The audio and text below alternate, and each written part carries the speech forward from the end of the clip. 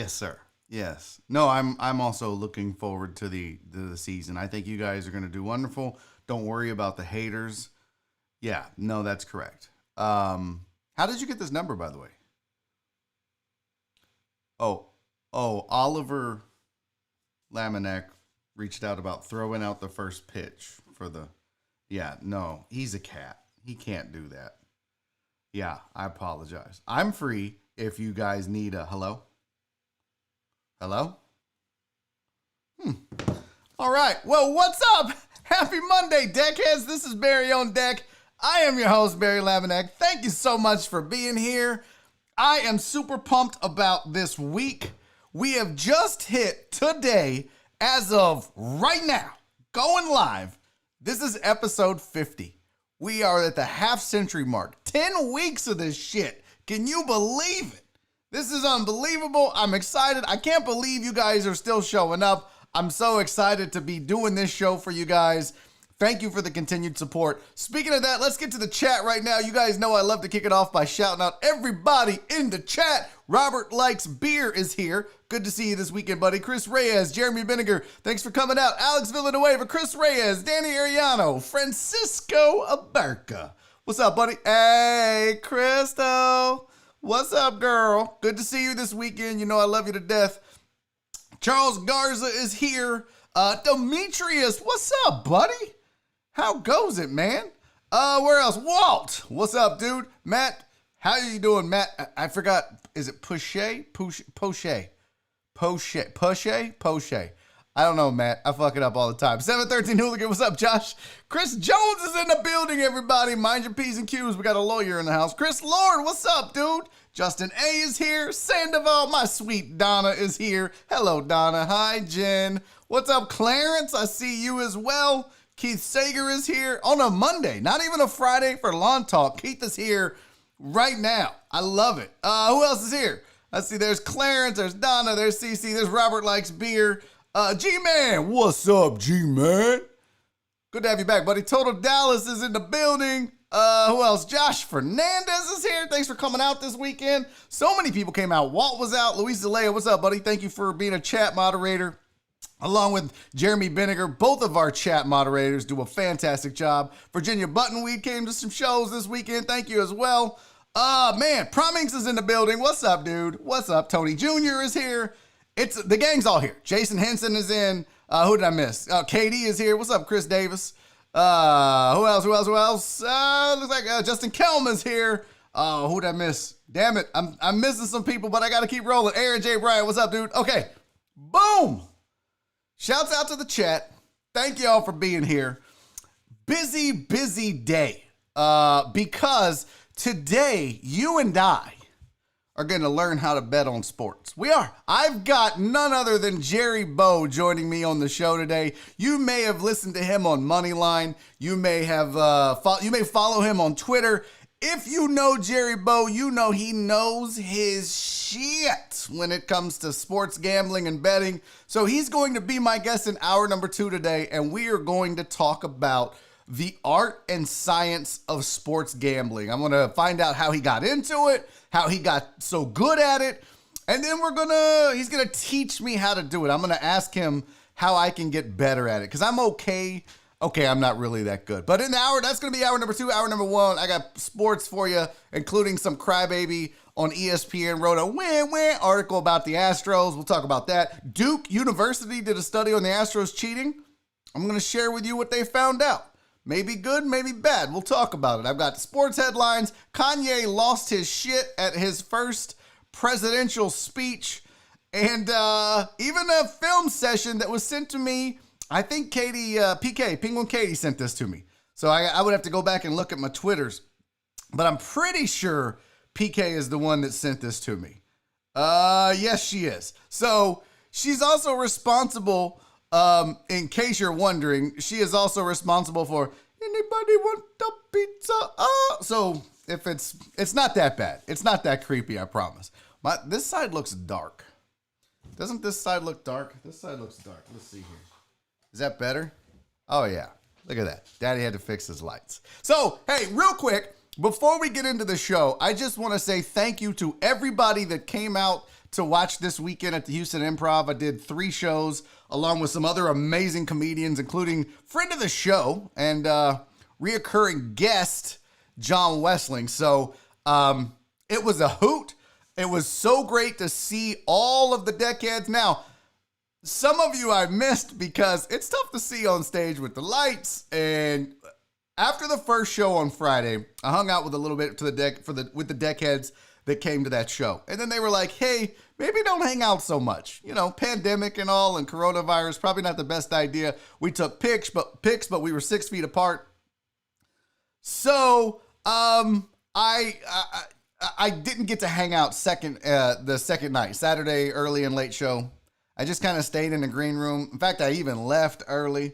But it was fun. It was good to be back on stage. I was a little rusty. I wasn't feeling it. It was a weird weekend.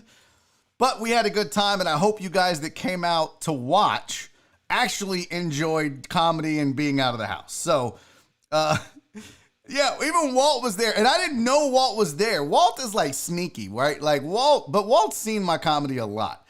But he was there. I didn't even know he was there. I was sitting behind him in the back, isolated, and he was like, man, I saw you, but I wasn't hanging out. I'm not getting Rona for none of you bitches. So, but yeah, Wessling killed it all weekend, of course.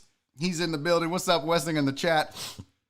And yeah, it was fun. So again, you know, Friday, I got to be honest, Friday, I didn't know what to expect. I mean, so everybody was saying, oh, I got tickets.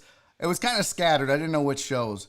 But when I walked on stage Friday, and there were deckheads throughout the lower area of the Houston Improv with their Barry on deck, Clarence and Justin Kelm and Trey and Cece, Crystal Collins was there, Santos was there, Robert Likes Beer was there. It was just so badass to see all the Barry on deck shirts. It was amazing. It was unbelievable, man. And you guys, again, are the best fucking fans and supporters and friends that a gal could ask for. And I appreciate you so goddamn much. The Improv was impressed. The other comics were impressed. They were like, damn, you actually have people that like you? I was like, well, you know, they're going to get sick of me at some point. I don't know when that's going to happen, but I'm sure it'll happen. Nonetheless, though, if you came this weekend and I didn't get to say hi, I'm sorry, but I thank each and every one of you for coming out and supporting. Now what we got to do is get through the end of this week to make sure we don't have the Rona. And as I say that, I have to sneeze. It's not good. Andy Huggins in the building, everybody. What's up, Andy? How goes it, my friend? I'm sure he's already written like 15 jokes, in which I'm still doing shit from 3 years ago. Dr. Dre's in the building. What's up? Kobos is in the building. What's up? Oh, are we doing a Kobos thing on Friday? Because I'll be there. As long as I don't get the Rona. If I can just go and then leave, I'm there. I'm going to be there. What's up, Kobos? I'm going to have to get some info on this. Oh, that's funny. Virginia Buttonweed. I was like, what does that mean? He's talking about a joke that John Wessling did. Anyways, thank you guys for coming out. And also, I do want to say this. If you just signed up on Patreon or you signed up in June towards the end and didn't get charged until July 1st, there were some issues with my shipping stuff. It's going out today. So if you have been expecting stuff in the mail from me, it is going out today and you'll get it this week. I promise you that. Same thing for Virginia Buttonweed, who won the XP contest on the Discord, as well as Jason Abear, who won the Yard of the Month Club. And speaking of Yard of the Month, still have time to get me your pictures. If you want to win Yard of the Month, send me your picture. You have to be standing in the yard. But this month, I'm going to do something different. I'm going to give you a $50 gift card to one of the restaurants that supports Barry on Deck. It's either going to be your choice. You can either get a $50 gift card to Crab Kings, Dan's Seafood and Wings, or a new sponsor that I'm going to introduce you to today, the Ginza Japanese restaurant. So your choice. Get me your Yard of the Month picks, though, because you can't win if you don't send them. But the winner will get a $50 gift card to one of those restaurants. So get on it, sons of bitches. Okay. Now that's out of the way. And look, now everybody wants in on Yard of the Month. Oh, no, Chris Reyes, you have no shot. I've seen your yard, bro. Your yard looks like my beard. Look, you see that? You see all those patches of dry spots? That's your yard. All right, let's get into it. Let's talk some sports, man. We got a lot of shit to roll out here. Some headlines for you to kick off the day. Russell Westbrook is already, quote, ramping up for season. Despite having the coronavirus diagnosis, he's getting in shape. He wants to be ready. That's what I love about Russ, man. Russ is not going to just chill and take things lightly. Now, if that were JH, I don't have as much confidence that he would be training as hard. But I feel like Russ is that kind of guy, and Russ is going to be ready. So shout out to Russ for getting ready. The Boston Red Sox pitcher Colin McHugh opts out of the 2020 baseball season. He has decided that it's not safe, that he doesn't want to do it. So he is opting out. And your last headline, yes, mother bitches, baseball is back this week, starting Thursday. I'm probably gonna, oh boy, I can't fucking wait. But your opening game of the season it's a good one. New York Yankees at the Washington Nationals. Garrett Cole, Max Scherzer. No better way, really, to start off a baseball season than that right there. And then that's a 6 o'clock game, Houston time. And then the 9 o'clock game is San Francisco Giants at the Los Angeles Dodgers.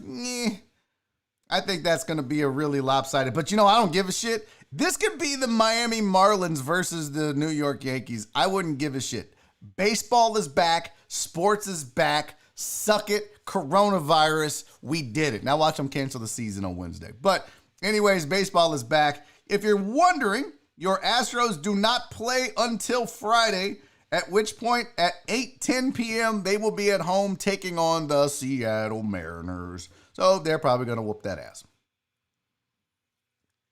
Okay. Oh, look at Jen. Jen's in it to win it, boy. I'm going to tell you right now, if you're trying to get that yard of the month, if you're trying to get that $50, boy, you better bring your A game because Jen's yard is strong. And if she added flowers and greened it up, oh, shit.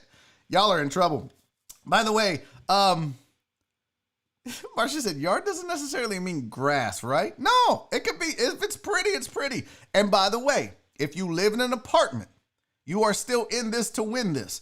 If you have a patio that you take care of, that you have plants on, that you keep nice, send me the pics. No one sent me one from an apartment last month, but I will put if you have a nice looking patio and it's well manicured and well taken care of, that counts for yard of the month. Send that to me as well, and we'll throw that bad boy in there. And the yard doesn't have to be big, it just has to be pretty. So that's it. Don't stress over, well, that yard's bigger and has more flowers. Nope. Y'all know me, I'm looking at the grass first. I'm a grass man. I like a big old fat juicy grass. Okay, that's not appropriate. So let's talk a little Astros.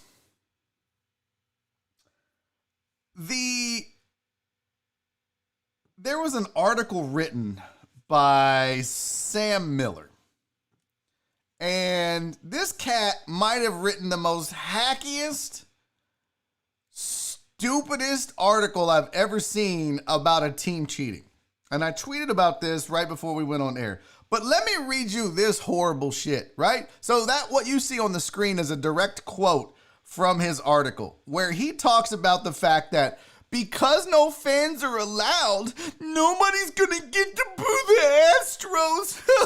What? This is legitimately a grown-ass sportsman, a grown-ass sports writer crying on ESPN that fans aren't going to get to boo the Astros.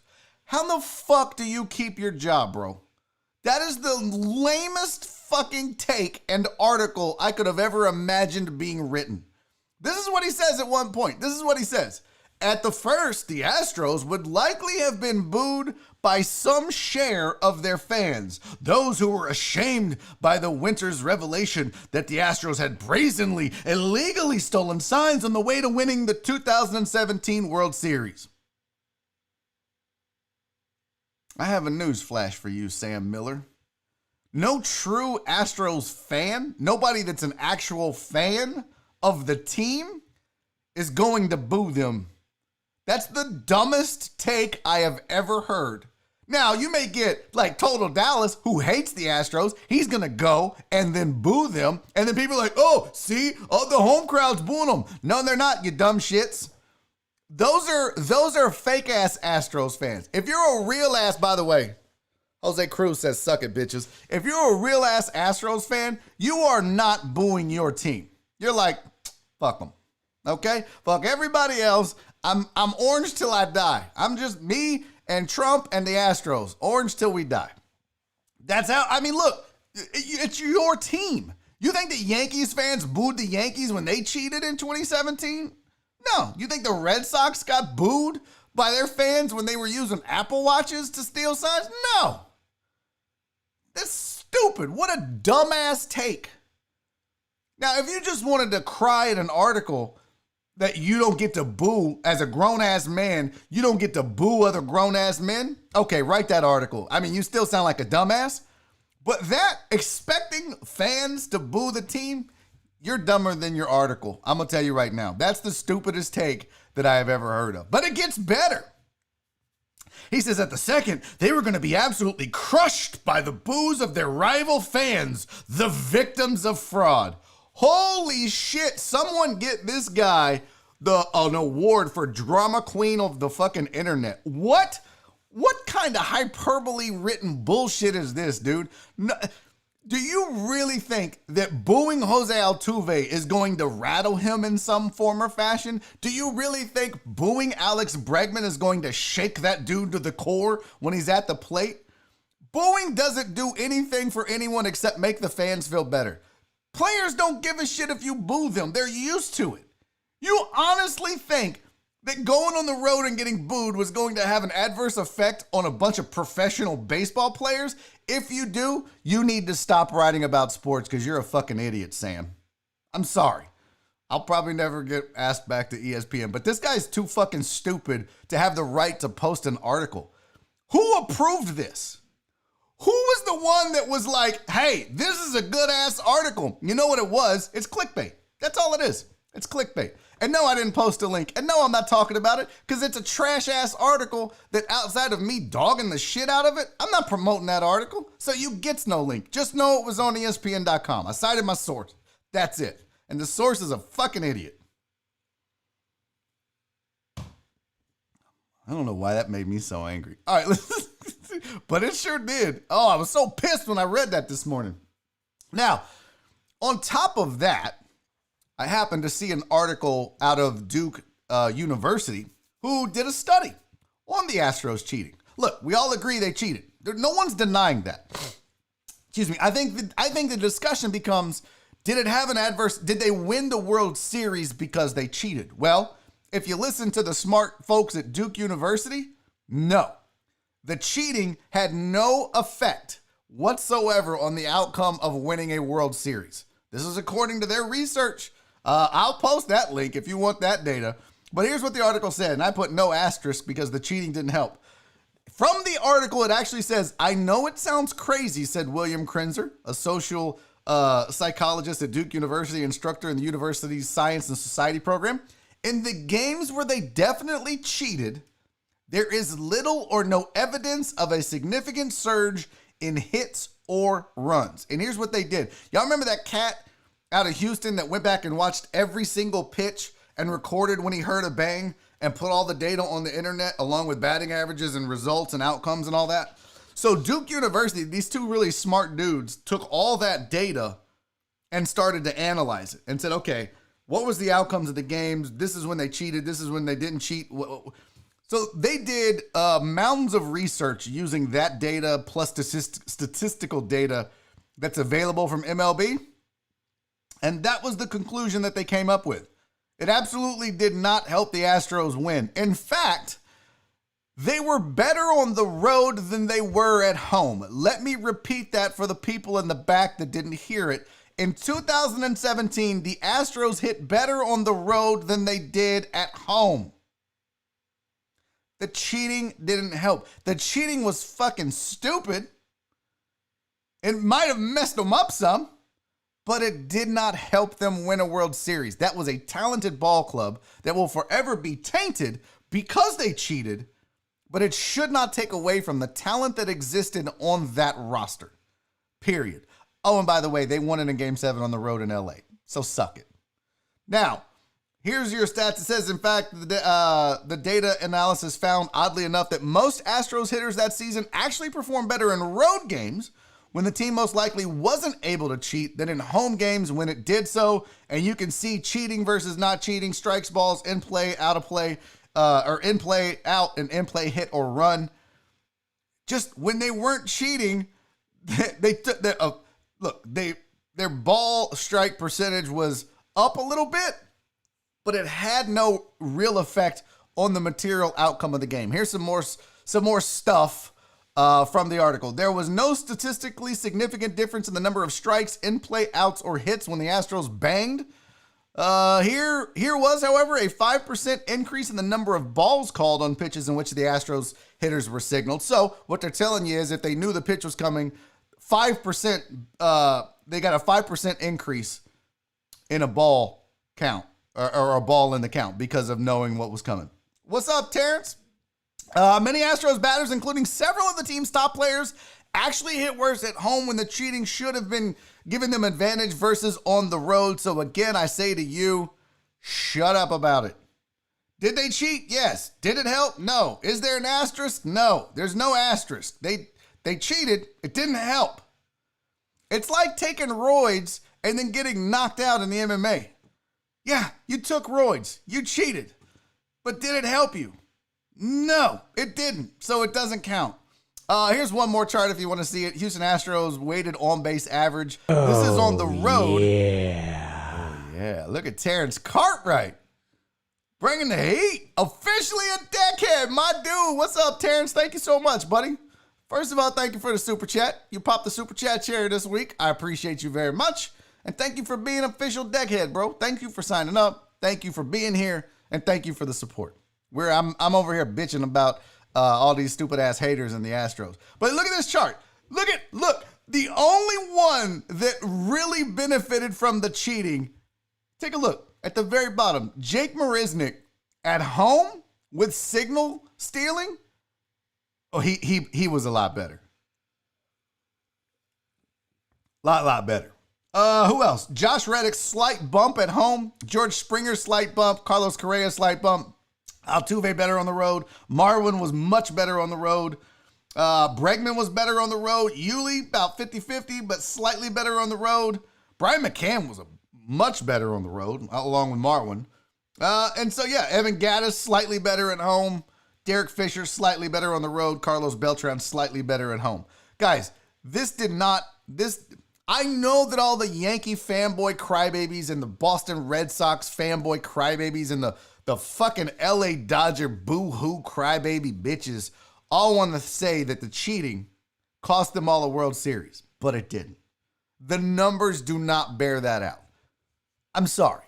Y'all are going to have to get over it. And when the Astros win a World Series this year, I don't want to hear it. We'll just sip our tea and keep it moving. So, suck it. I missed the chat. That long ass rant. I blacked out for a minute. I don't know what happened. So if I missed a lot of good stuff in the chat, I apologize. I was in the middle of a rant. Before we continue though, before we keep going, and yeah, I might be a little more ranty. I don't know. It could happen. But before we do that, I do want to tell you about beerchronicle.com. Beer Chronicle is the authority on everything Houston beer related. They've got the largest online collection of original content dedicated entirely to covering Houston's beer culture. If you want to learn about beer, I promise you all you need to do is go to beerchronicle.com. They've photographed and done graphics for some of the biggest breweries in the city. They've got hundreds of articles, comprehensive brewery maps, lists, and so much more. It's a diverse team of mostly Houston natives. It's veteran-owned, culturally diverse. And beerchronicle.com is paving the way to enabling category growth in Houston beer. Look, it is the biggest. It's the loudest. It's the okayest. Most Houstonist beer site on the interwebs. It's beerchronicle.com. Make sure you go check it out. And if, like me, you're looking to get some stuff printed, I'm thinking about doing some more screen printing here. Use my guy Gustavo over at Gooseworks Screen Printing Studios. He does high volume printing. So if you've got a large group, if you've got a staff, if you've got a team, if you've got a corporation that you need to get stuff, I mean, National Oil Well Varco has used Gooseworks. School districts use Gooseworks. If you've got high volume printing, give my guy a call. Gustavo, he's going to take care of you. 281-685-4076 is the number. He's right over there off Pinemont. Easy to get to. Go check him out online. GooseworksArt.com is the website. Make Gooseworks your go-to for everything. Oh, by the way, I mean, not to brag or sound cool, but I got my stuff printed there. So did Bun B. We're practically best friends. But check him out, man. If you need screen printing done, Gooseworks is that's the play. That's where you go. All right, let's get back to it. Let's check this chat. BiffNet face mask. You know, I still owe Crystal Collins an image. She was going to look into that for me. She had a hookup, apparently. So I do actually. Yeah, I know I need to get some different koozies made. And by the way, I have a stack of shirts at Gooseworks waiting on me. I had, from back in the days when I owned a screen printing company, I had a bunch of blank shirts. So I took them all to Gustavo and said, just put a Barry on Deck logo on there and I'll give them out, or, you know, put them on sale for cheap on the website or whatever. So there's going to be like this mismatch of different Barry on Deck shirts, all white though. It's going to be like a red shirt or a black shirt with just an all white logo. So not going to cost an arm and a leg if you want to buy one, or I might give them away as well, offer you those. So those are coming. So hang tight. Those will be here shortly. Okay. Now, I hope you got, yo, what's up, White Magic? I still got to check in. Sergio, what's up? Kiss my ass with the BiffNet, Sergio. That shit is a long ways away. John Westing and I had a very long talk. BiffNet's still a long ways away. In fact, let's get back to it for a second. So last week, you know, I had issues with YouTube, and people were telling me, listen, man, if you go to Twitch, we're not going to be able to watch. And other people were saying you should go to Twitch. It's much more laid back. And then some people were saying Twitch has similar rules. In fact, on certain things that you do, it might be even worse. I don't know what to do. I would love to be able to offer a platform that I can stream this on and not have to worry about it. The problem is there's millions and hundreds of millions of people on YouTube and tens of millions on Twitch, and that's where the people are, and that's how we're going to grow. So I don't know what the play is yet. Now, I was talking to AR Platinum about YouTube, and he mentioned that there is a membership option for YouTube. Kind of like Patreon, but you get a special icon next to your name if you join the YouTube membership. I have not enabled that yet because I don't want to confuse you guys. I don't want you to be like, well, do I join the Patreon or do I join the YouTube? I don't know which one to join. I've pumped all the benefit of joining Barry on Deck into the Patreon. So I don't know. Maybe I'll add a YouTube membership for people that don't want to join Patreon, that don't like Patreon, that don't want to have another app to log into, but it won't give you access to the Discord server. But it will be a way to stand out and support the show. But I don't know. I feel like there's already so much. But AR Platinum's on me. He's like, bro, you should do it. It's just another way to market. So we'll see. I don't know. I like the Patreon. I do, because the Discord is amazing. The Discord is so much fun. I'm telling you, if you guys are watching this, if you're listening to this, one, if you haven't subscribed to the channel, do that. Help support the show. Two, make sure you like the video. Three, go to Patreon.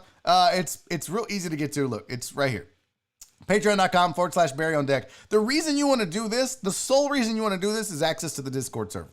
You can join the $2 tier. There's a 5 and a 10. Get on that Discord server. Look, Chris Reyes knows. That shit is so much fun. I'm telling you, man. You're going to make some great lifelong friends. There are people that watch this show that I've been friends with for years because I met them in a radio chat group. I'm telling you. What's up, Rach? Better late than never, fam. Better late than never.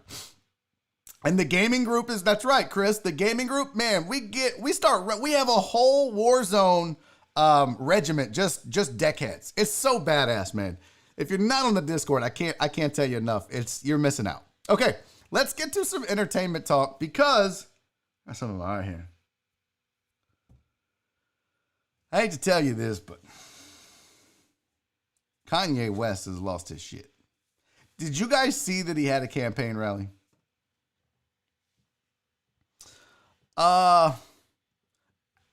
So to set this up, if you don't know, Kanye West said he's going to run for president.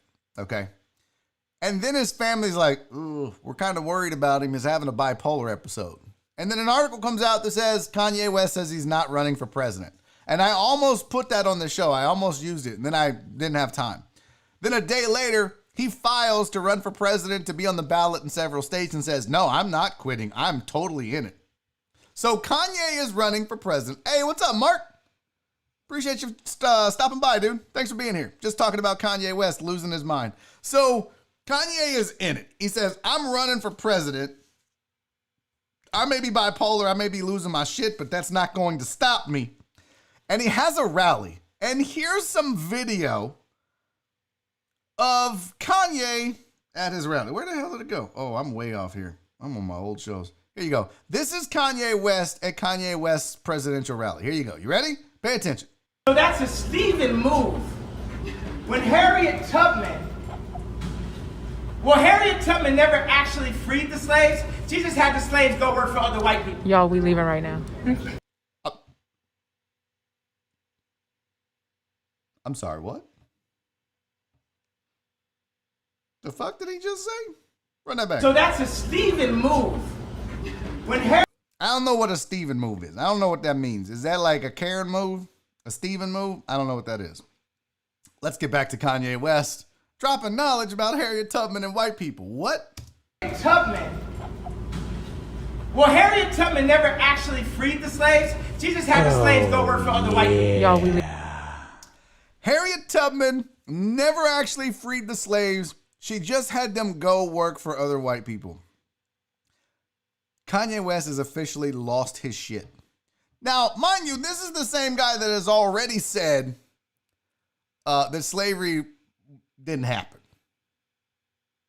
This is the same guy. And now he's saying that Harriet Tubman didn't free slaves. She just got them jobs with white folks. This dude's crazy. But the best part of the whole video, and this isn't your film session, by the way, but the best part of the whole video is at the very end. Listen to the lady. When Harriet Tubman never actually freed the slaves. She just had the slaves go work for other white people. Y'all, we leaving right now. Yo, we leaving right now. That was her way of saying, fuck this dude. We are leaving right now. This is the dumbest shit I've ever heard of. If this guy, I'm with you, Rach. Rach said, if Kanye's voted president, I'm officially going to lose my shit. You thought it was bad when Trump was president. Could you imagine crazy Kanye as president? Oh my God. First of all, our entire military would have the best shoes out of all the militaries. Trump can say, I have the biggest words and the best. Our military shoe game, could you see our military running around in Yeezys? Oh shit. $1,500 t-shirts under their uniforms? Oh snap. What? I bet there would be Yeezy military boots. At some point, I'm willing to bet you, if Kanye West is our president, that there's, and he's probably going to change the national anthem to something off of College Dropout. I feel like that would be, maybe the national anthem would be Through the Wire at that point. I don't know. It could be. Hey, David Green, thank you for the super chat, buddy. Can I get a white on white shirt? That's the worst idea, David Green, that you have ever had today. That's the stupidest. Well, I'm not putting white print on a white shirt. It's no, we're not doing that. Those would sell like not sell at all. That's the worst idea. Yeah, so Sergio said I used Nike Army boots. Really? Did Nike? No, shut up, Sergio. Nike doesn't make boots for the military. I don't believe that shit. I don't believe you. Now, Clarence, I own a pair of Yeezys. I'm not gonna lie. I bought a pair of Yeezys. Them sons of bitches are comfy. If Kanye becomes president, our military, there's one thing they don't have to worry about. Their feet won't be sore after a bunch of warring and fighting. Because them Yeezys are comfy. Okay. Some of them aren't the best looking, but they are comfortable. Look, see? White Magic will tell you. Oh, no, that's not about the Yeezys. That's about the military. Look, okay, so he says, White Magic says Nike makes military boots, and those are comfortable. Okay. Nike Yeezys were some heat. Ooh, KD lost his mind. KD's out of his mind. So, yeah, okay. Sergio, they are so comfortable. I stand corrected. I would have never thought that Nike would make boots for the military. Actually, Chinese workers make military or boots for the military. But hey, who's judging, right? Who's judging? So yeah, Kanye's lost his shit. And I think, so he's running for president. I say he drops out by the end of August. What is today? July 20th? End of August, he'll be done. We won't have to deal with him anymore. We'll see. But that's crazy. It's not even, it's getting out of hand. I don't know, between Donald Trump, who really is just a millionaire reality star, not a career politician, not a social advocate turned politician, just a millionaire, just a millionaire reality TV star who decided he wanted to be president, and he did. And let's be real. There are people that say, see, that proves this is the greatest country on earth. Ew. Does it? Does that prove it? I'm not going to argue with you that with all the problems we have in this country, I still wouldn't want to live anywhere else. Well, I mean, there's some countries that... I'm going to say something right now. Listen to me, okay? Just look at me for a second. Don't get angry. But I'm going to say something that's going to hurt you. There are some patriots that are going to unfollow me. Get ready. This is a great country. This is a wonderful place to live. But it doesn't mean it's the best place to live on earth. There are other countries that have less problems than we do as a country that are also free and democratic. And you can make an argument that that might be a better place to live. I know. Some of you hate me now. And to that I say, fuck it. I love this country. I wouldn't want to live anywhere else, but it doesn't mean it's the best place to live. Ask minorities if it's the best place to live. Ask the poor. Ask people with no health care if it's the best place to live. Okay. And now I've made everybody angry. Don't care. This is look, Brian C said something. Brian C said, I'm high. Look, I'm just watching the number of viewers plummet. Fuck this guy, son of a bitch. Why don't you go back to Russia, you dumb Brian C said, I'm high. And here's what I love about people that get high. They're like vegans. People that smoke weed are like vegans. Not because they're into green shit, but because they're going to let you know they're high every time they're high and multiple times when they're high. Just like vegans are going to let you know they're vegan when they eat, while they eat, and several times during a meal. Did I mention I'm vegan? I'm vegan. I'm also a vegan, and I'm vegan. Stoners are the best. Like, man, I'm so fucking high right now. Yeah, cool, dude. I know, man, I'm high as shit. Right, Bryant, you know it's true, Bryant. Have you ever gotten high around someone and not told them you're high? I think it's in the Stoner Bible. I think it's in the Stoner Manual where they're like, okay, this is how you roll a joint. This is how you smoke a joint. And this is the proper things to talk about while you're high. One of the first things you have to do is announce that you're high to everyone around you. You just have to. It's a requirement. I don't know. I feel like it.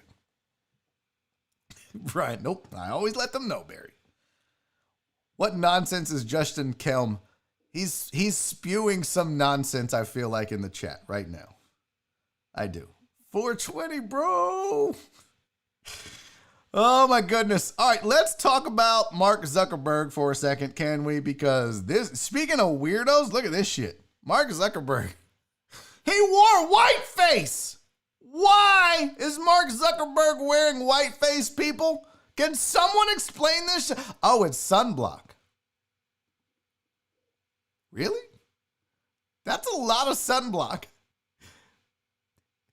Mark, is that a mime surfing or is that a billionaire? What is it?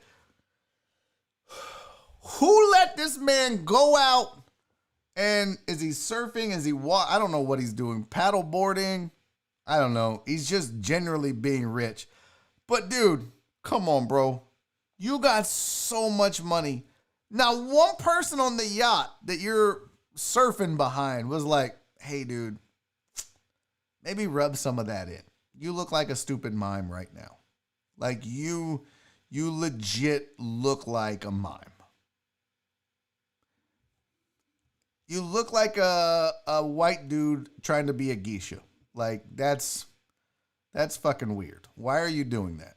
Why is a billionaire putting on this much sunscreen? Now, don't get me wrong. People make fun of me for being white. Like people make that's how you can tell white people never get sun right here. So if you want to judge a white person, by the way, look at that. Dry as a bone. A little yellow because it's white. But if you want to see how white because look, I work in the yard and these lights don't really do it justice. My face has got a little color on it. But if you want to see how white a person really is, right there.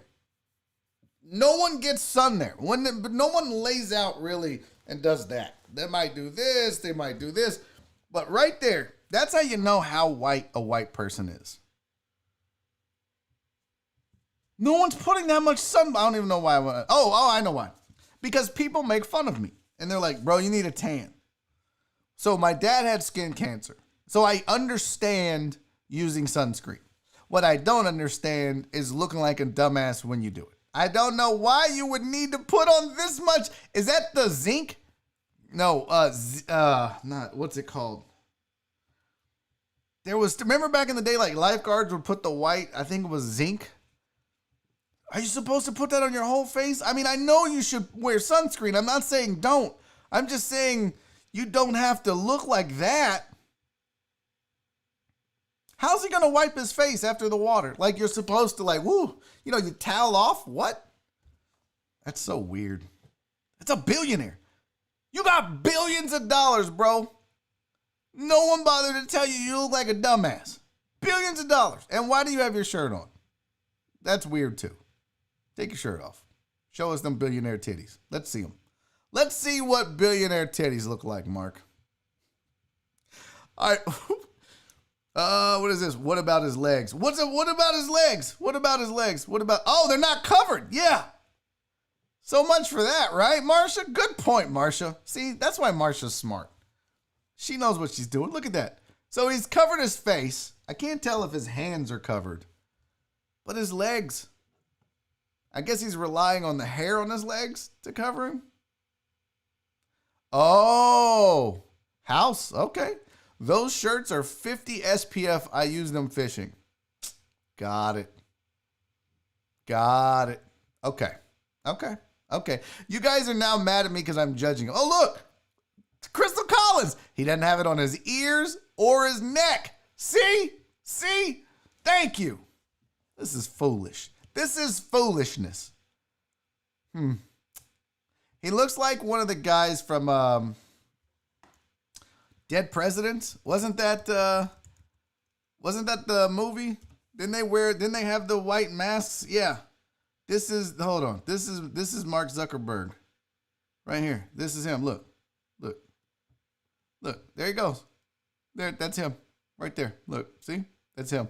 Dead Presidents. Oh, he's got plenty of them. I'll tell you that much. Okay.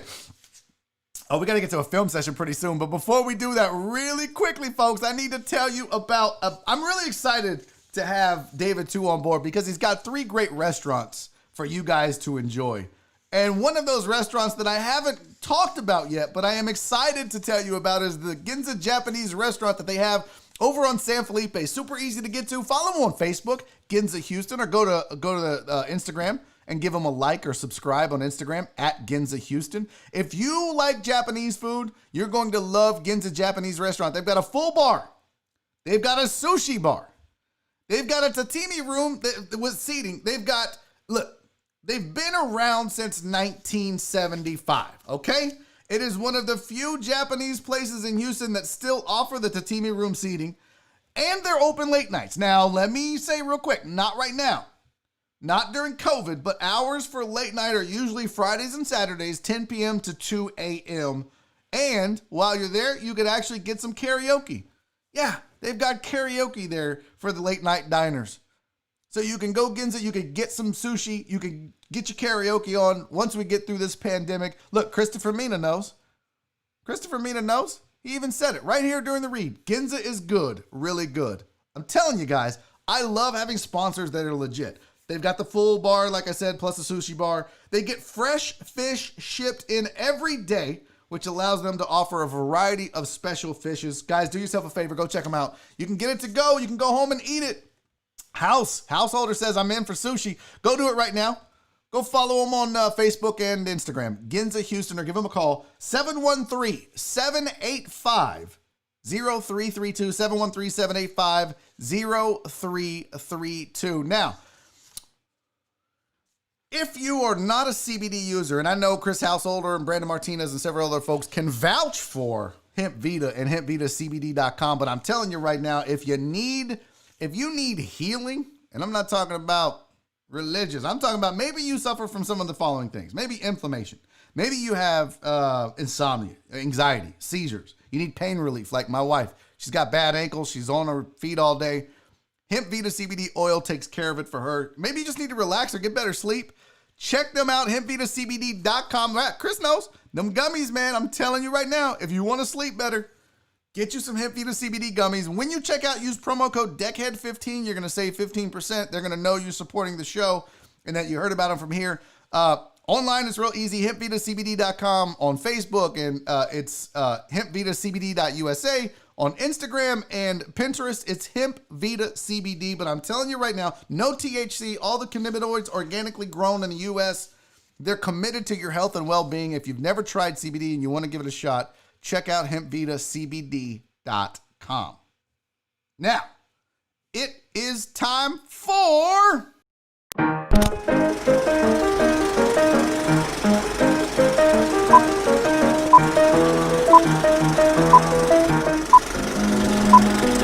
And now it's time for a film session.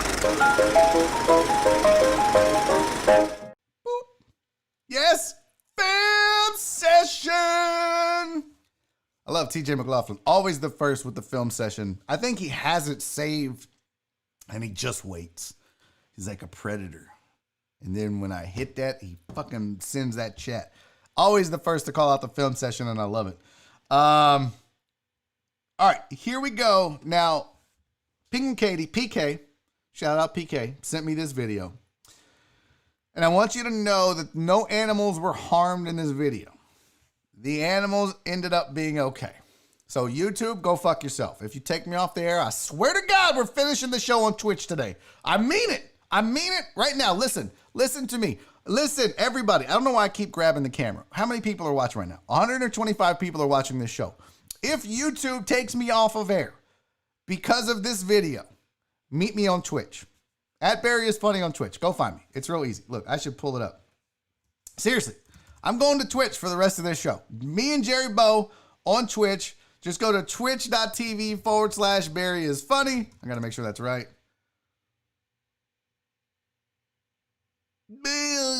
Yes. Okay. Barry is Funny on Twitch. If YouTube fucks with me today, we're going to Twitch. Hell, I might even do Facebook. Well, I'll do both. Barry is Funny on Facebook. Barry is Funny on Twitch. If YouTube pulls me down, that's where we're going. Twitch and Facebook. Rest of the day for this final segment of the show. Now, that being said, this is funny as shit. Are you ready? Here's your film session. Oh, son of a bitch! Now, let's start from the... Oh, God damn it! What happened? Let's start from the beginning.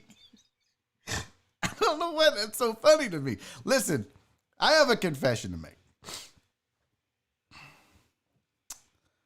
There's not much I find funnier than old people falling. Now, no, before you judge me.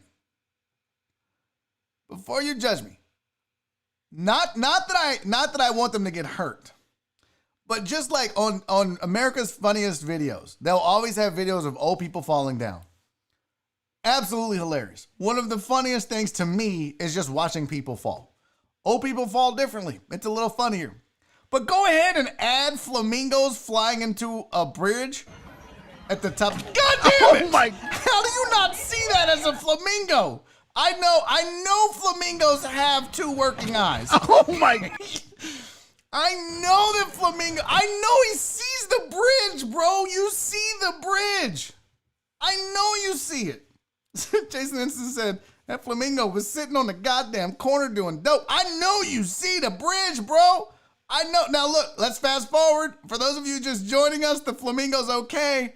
But goddamn it, flamingo. How do you not see that big ass bridge? How does this happen in the flamingo world? Do they have like bad eyes? Do they have, is that, look, did y'all hear it? Listen real close. Listen real close. You can actually hear him hit the fucking bridge. Listen. Oh my! Hey, somebody call 911. Oh, he did. Oh, he did. Turn down, Pee-wee. Somebody call 911. Oh my god damn. Oh my! Oh, he did. Oh, he did. Oh my god. Now look, the guy in the lazy river, after the flamingo just absolutely fucking wrecks himself. I mean, it looked like he ran into the Undertaker clothesline. I just fucking out, right? The guy's like, what just happened? Did someone just throw a fucking flamingo at me? Nah, bro. He just tried to kill himself on that bridge. And then the best part of this, the absolute best part of this is, have you ever fallen down the stairs? Have you ever tripped in front of a room full of people and tried to play it off? That's exactly his little flamingo brain. All right, one more time, and then we got to get, God damn it. My! Pee-wee, slow down, Pee-wee. Slow down, Pee-wee. What are you doing, Pee-wee? Hey, somebody call 911. Oh, he did. Oh, he did. God bless you. That one guy was so excited about getting that on video. He's like, I can't believe I got that on video. Right, well, first of all, can we ask one question? What the fuck are you doing, bro? Like, what are you filming right here anyways? I think that's are you trying to peep on somebody? Are you being creepy? Because I don't know why this dude would be recording a bridge. Now, I'm glad he did, because then we get to witness this. Oh. Thank God that the flamingo was okay. Because that flamingo went into that fucking bridge pretty hard. So, flamingo no more. Okay. That was corny. Stop it. New camera? No, I don't know what he was doing. That was a little creepy. Yeah, see? Truck and taco knows. Why was that dude just over there on those houses or whatever that was? Apartments, whatever. Anyways, shout out to the flamingo. Rest in peace. I'm not Catholic, but I can still do that, I guess. I don't know. Maybe I don't know. Am I not allowed to do that? If you're Catholic, are you allowed to do that? I have no idea. Okay. It is 2:55. We have got to get to a break. Now, normally I make you guys a break video, and I compile something for you to watch during the break to pass the 5 minutes. Because it is the start of baseball season, I went back into the vault and got an oldie but goodie. If you missed it, you're going to love it. If you saw it before, it's worth seeing again.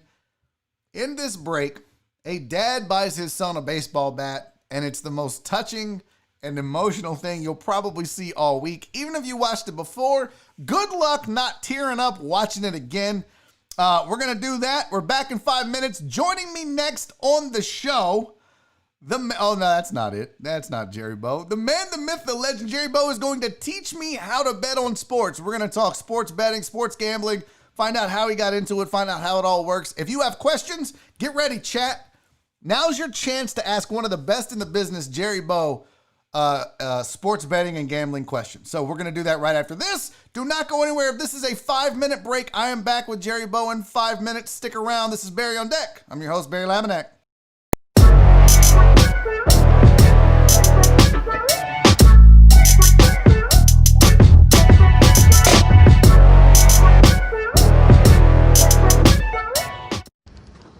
get that box out of there for me.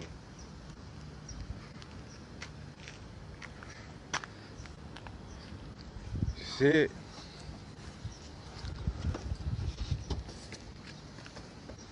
Happy birthday.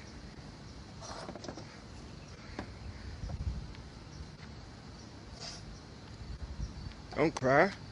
You're about to make me cry. Don't cry. Pull it out. Let the world see it.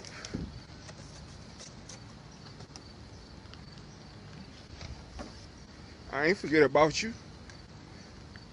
Yeah. I want to see some home runs. I love you. Don't cry. Let me see. Let me see you post up with it. How you gonna knock it out the ball? There you go. Right. Yup. Happy birthday.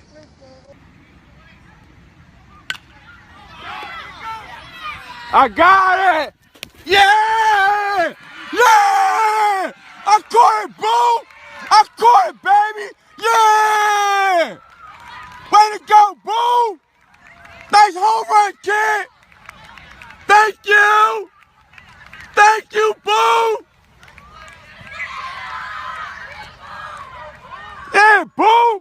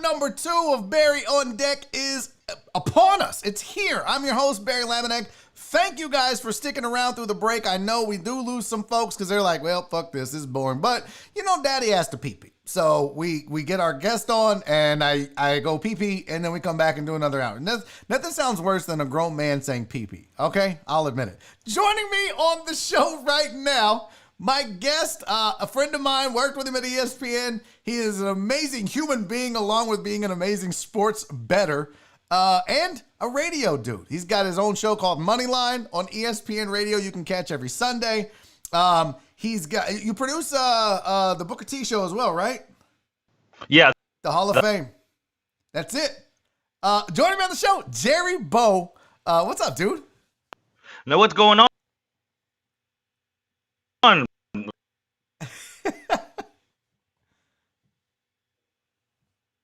Let's do it, man. I'm excited about this. I got to figure out. So we were doing, our video was just fine. And then as soon as we go live, I start having an issue. I'm going to have to figure out what's going on with we were just talking at the break because, you also produce as well as a host. So you know the ins and outs of producing. And I'm like, man, I got to figure out the technology side of this shit because it's not easy. I see myself over there looking like a weirdo. That's not what I'm doing. I don't have twitches. I'm going to I have high quality video mode on. Maybe that's the problem, right? I don't know. This is the third time it's done it though. So we're going to figure, because your video feed that I'm watching on Skype seems to be just fine. Yeah, I'm up right in it. That sucks. Well, I'll figure it out, Jerry. It'll be weird for now. Maybe I should put your picture. Did you see the picture I made for you? The thumbnail? Huh? Did you see? Oh yeah, it looked professional. I'm going to have to take that on my resume. This is now credit. I should just leave this up if you're freezing, right? And then I can just cover your face as it freezes up. Look at that. See, you look weird right now, Jerry. This is I pop a R. I look like you got to sit real still and just don't move. And then just talk like a ventriloquist, and then it won't look weird when it freezes, right? Such good. Hey, my neck is stiff as heck now. Oh my God, that's so funny, dude. How's the world treating you, dude? How have you been? Man, it's the story of everyone right now. I'm just trying to hang in there. My wife, she got back to work. She's kind of switching careers now. It's just tough, man. And my kid, and that's where man, because I'm tired of Professor Bo. I'm just not cut out for it. I'm not that good at it, And now I'm into school year. I don't know if I could do this a whole school year, but at the same time, I can't see myself sending them to school. Stuck right now. I'm doing a lot of handiwork, a lot of yard work. Shout out to the lawn out there as well. But again, it's stuff like my wife, you want to go trim that bush? I was like, yeah. I mean, it's a big ass in the house, and it starts like a haircut. When you tell your homeboy, man, I could cut your hair, and you start to hear progressively you get higher because you keep messing up. Well, that's what happened with the tree. She comes out, she's like, man, what did you do? He's just gone. A little too. That's the kind of shit I'm doing right now. I have nothing else to do, to be honest with you. Dude, join the club. Literally the only reason this show exists, well, one, I got laid off, and two, I was doing nightly live chats because I had nothing to fucking do. Now, I will say I started playing Warzone. That's starting to consume a lot of my time. Video games consumes a lot of my time now. Yeah, I'm a big video game duties. I started going super gambling money. I was like, what the hell is my life? My wife was more mad at that than the gambling. Like, what's wrong with you? But I know, shout out to all the gamers. I got to get on there with you guys. Yeah, dude, you got to join us one day for a game. We have a whole Barry on Deck regiment and everything. You got to get in on the deckheads and play some Call of Duty with us. It's a good time. Now, how long have you been in the business of sports betting and sports gambling? Man, I'm going about over 15 years, going full time. I haven't had a job. I'm not sure if that's a good thing or a bad thing, but I haven't had a steady job. Maybe one, yeah. You know what I mean? Always, but I can't say you did it because you didn't making enough money at it.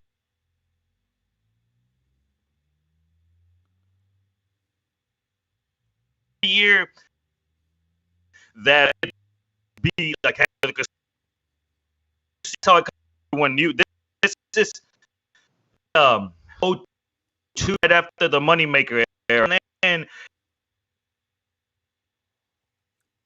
that anyone off the street can become a professional poker player.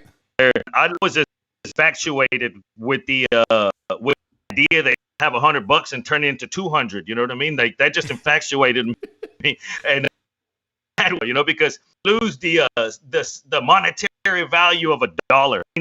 That's you see how I try to give back and stuff, because sometimes I lose what actually means. You know what I mean? And so that you can make all me, man. Money just like the song, more money, more. That's what it leads to. So I try to avoid that, man. I get money, keep myself content with it, but then spread it out to people that would never be able to see some of the things, you know, like through gambling, I've done things that I would have never imagined. And I just, for the element of buy somebody, it's that like moment. They didn't, you can't buy that. Yeah. You can't expect that. You don't know what's coming. And that's what a little moment. And that's what I live for, Barry. Dude, it's amazing because you really are one of the most kindest, generous dudes that I know and have met. And we've talked about it online. And you always amaze me with what you do. Like somebody was like, I don't remember even what it was. They wanted to do something or go, and they were like, yeah, but funds are low. You were like, hey, you sent them money for gas or you paid for something. Like you're always doing that. Is that something that kind of, was ingrained in you from family, or is it just something like you were saying where you were losing the value of $1, so you had to teach yourself, or is it a combination? It's both, man. The reason I'm in this radio of it, I've always been, or you asked for 15, 16 years ago hard.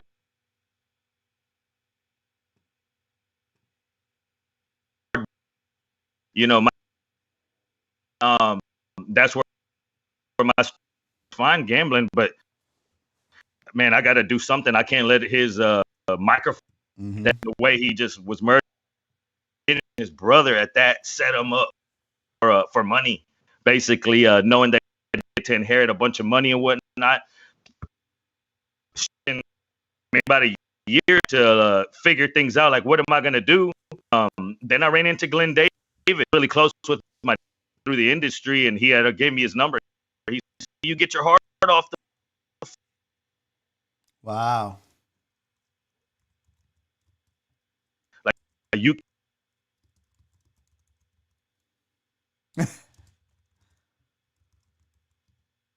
In term.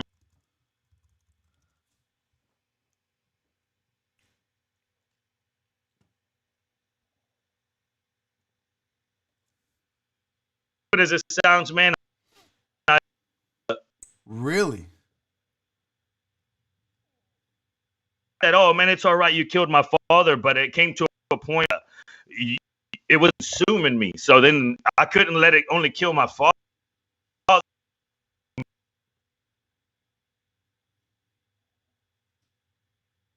The rest of this story. And ever since, man, little piece by little piece, and it goes to what you asked as far as why do you do as the monetary? Yeah, I already game, but now, I don't think it looks at that point, and to find people in their lowest moments and let them know, like,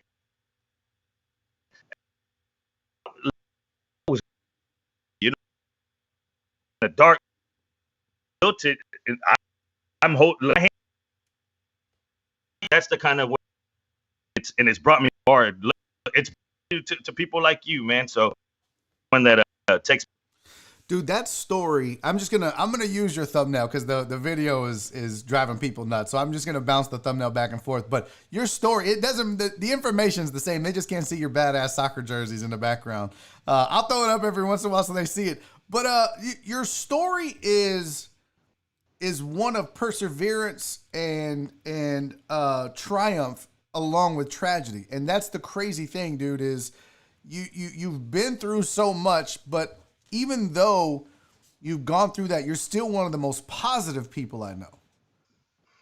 That's what's tough, man, because like I said, for a consume wanted to, I mean, you tell yourself, what am I going to do? Am I going to go over there? I'm going to go get him back, like going getting crazy, and it consumed me. And after a while, like I would still talk to him. That's what's crazy. He pulled off and we were with him. He's the news to us. He's the one that buried my father. We if we had America, we couldn't even fly out. He was murdered. Such a that bury you there for at least 5 years. Okay. So whenever this my dad's friend from Houston, he happened here, and that's how I ended up finding everything out, because he started going to trying to find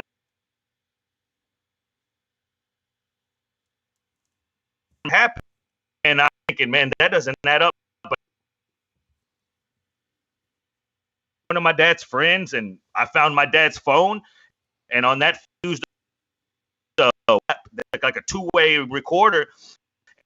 I got his last word. He knew they were going to do it to him. He called his brother and he told him, he cried. He said, I can't believe y'all going to do something to me. I know some.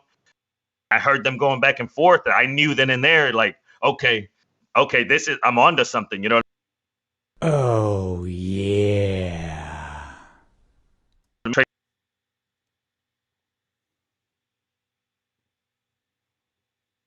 Here, he's like, man, I'm going to take what's happened. You're going to watch it live. And it was, I mean, how do I even explain this, man? The guy in there, and they put an iPhone on top of that, and that's how, you know, I'm seeing my uncle's face, thinking, all right, I'm gonna get you, man. Like, I know you. I just can't say. Will ever change me that moment. I knew that nothing mattered. After that, on their self in my predicament, that they know that that shit can get better, man. God damn, Jerry, that is heartbreaking. It's, you know, I've not lost a parent, or I've lost a young nephew, but I've not lost anyone like that, and I can't imagine not only having to go through the loss of a loved one like that, but in the manner in which you lost him. It's just, man, I'm at a loss for words, dude. How long ago was this again? 5 years. We were able to get his body out. 5 years, but man, it's just so, he's the one that called us. He gives news, and it just never made sense. He said he called my mom, shot it, boom, boom, and I mean, I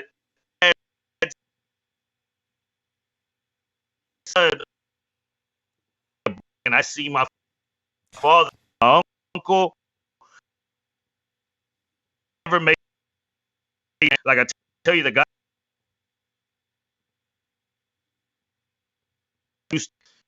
he's in Colombia, and he starts retracing my father's steps. My father was shot. He starts crying. He's just sitting there, remember, and the guy walks up, and he's like, did you know him? And the guy, man, I'm from Houston. He's like, do you know his son? Just a guy. And Houston's like, yeah, I know. Like, hey, give him this number and tell him to call me. So that dude calls me. He's like, man, I don't know what's going on. What? I didn't have my cell phone or anything. So I called from a random number, calling card, in the phone, and he knew my name, everything. Okay, and he talked. He was like, at your father. Boom. He was my best friend. He was murdered 6. Just go out to eat, man. I needed to talk. And he said when we were eating, I started crying, and he told me, what would you do? There was going to kill him. What? And I'm like, just some random go away through, and then he tells me, telling you, like, your dad's belongings, we're gonna start retracing this. I know that you're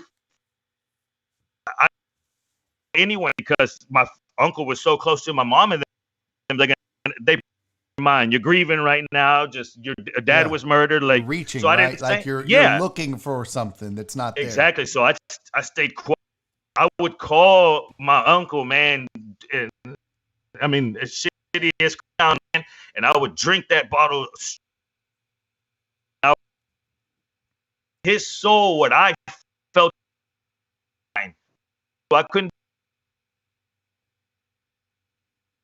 do anything to him. He's gonna crack. He's gonna break. Wow, that's unbelievable, dude. So has he been brought to justice?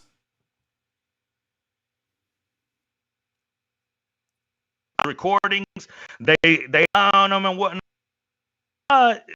Happened. So then I call, let's just say I get a call. They're saying, "Hey, man, your uncle's been arrested," and I'm like thinking, for what? So some big old thing went down with some cartels. Well, the two guys that shot my dad, they were looking to snitch so they can get out. They were like, "Hell, we killed that media guy from Houston. We'll tell you who paid us." Oof. And then he paid $700 for my dad. Are you shitting me? $700, and then it came and find out the sister. Fuck, Jerry, that's unbelievable, man. That is just unbelievable.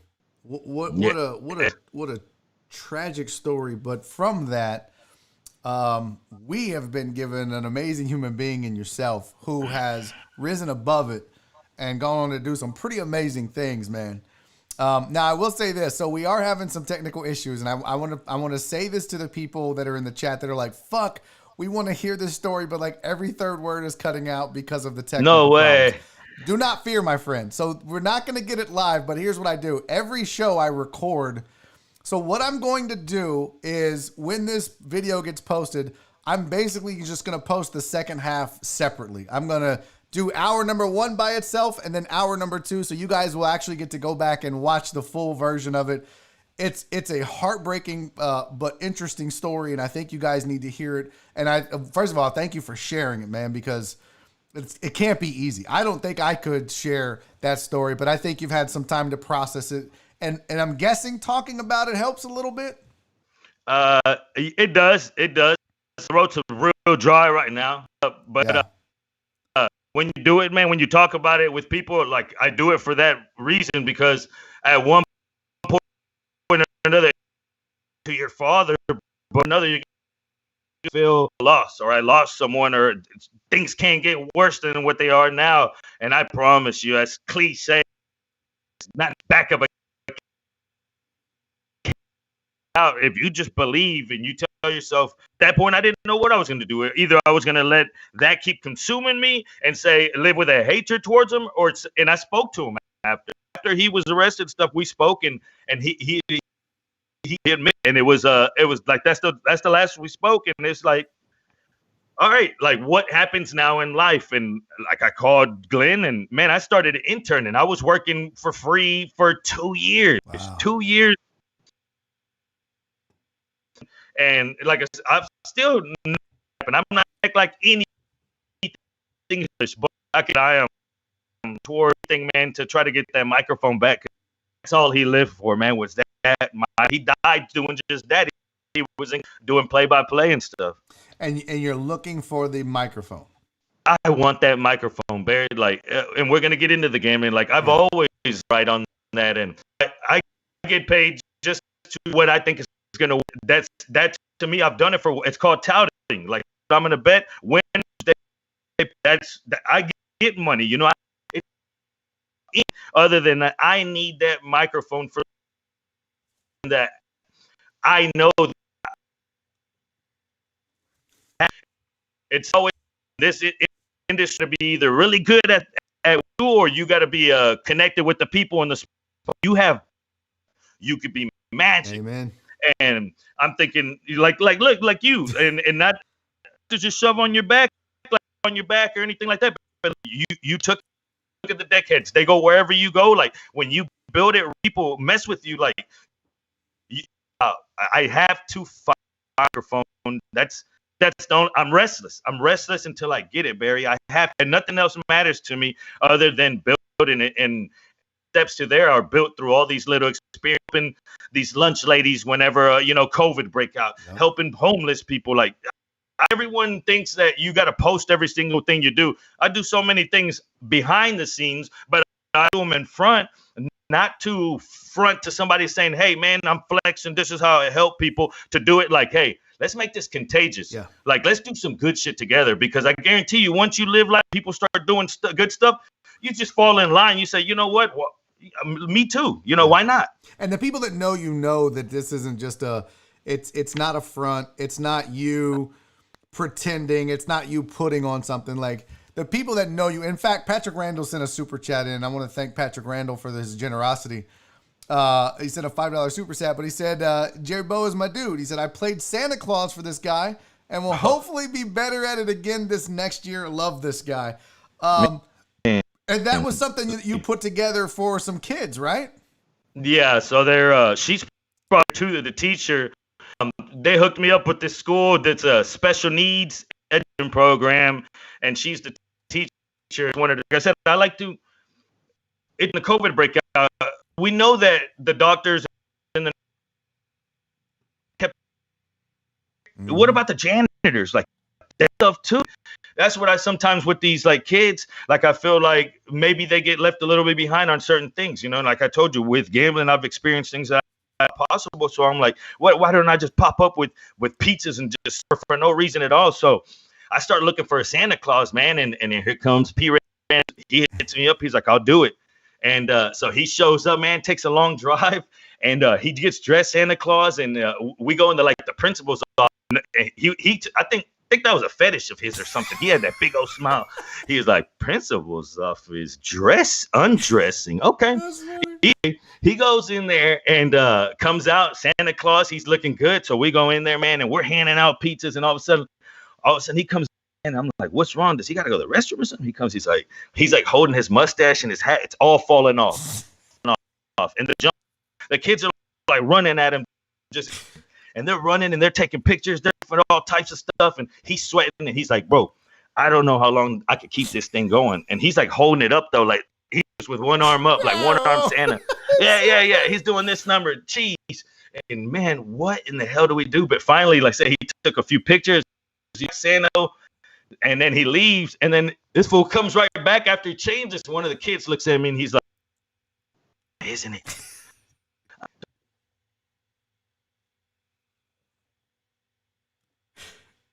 But yeah, no, man, it was I appreciate we sat in the parking lot. It was like a little moment of silence, 10, 20 seconds, just embracing that moment, man, because when we left, it have those kids, man, and they're hugging on your legs, you know what I mean? And they're just telling you like, hey, man, I wanted a robot, or I see you. It's just, like I said, it moves where it drives you like, when is the next time this? Nothing else matters. And like I said, I don't know if I end up behind a microphone for sports or whatever the case is, but I just feel like I'm going to be people, not for, this is some role model. No, this is, man, he like wherever you are, he has your back. That's all you got to know. Outstanding. Want to be, man. Outstanding. It's amazing. Now let's get to because now that people know the kind of guy that we have on the show, the kind of person that we're dealing with.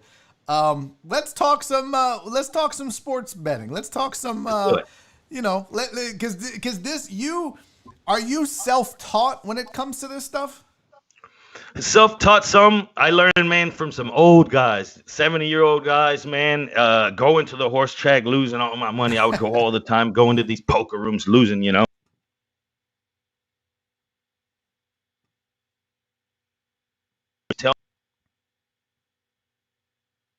If you're nervous when you gamble, you shouldn't be in this game. Okay. And he would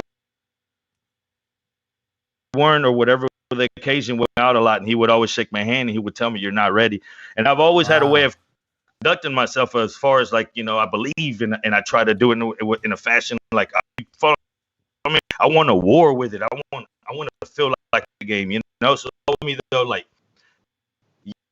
yeah, and it's time yet. Like he would always say, there's going to be someone bring you back down.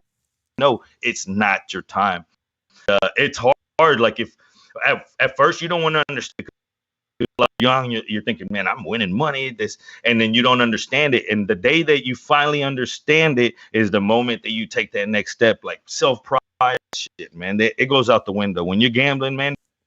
In your highest, lowest moments, there's nothing lonely, man, than a butter late at night and no one's around, and you're just like, just in silence. You know what I mean? And they're like, and the so and so won the game, and you're just thinking.